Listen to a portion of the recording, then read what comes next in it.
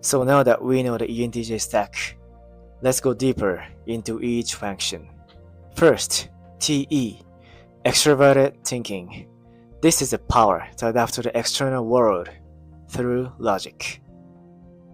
It's what helps ENTJs close the gap between what is and what could be. That's why ENTJs set ambitious goals and actually reach them. They are not just dreamers, they are doers. TE is what drives them to act, to solve, and to lead. Next, NI, introverted intuition. This is vision, foresight. When ENTJs think about their goals or strategies, they don't just see what's in front of them. They see 5 moves ahead.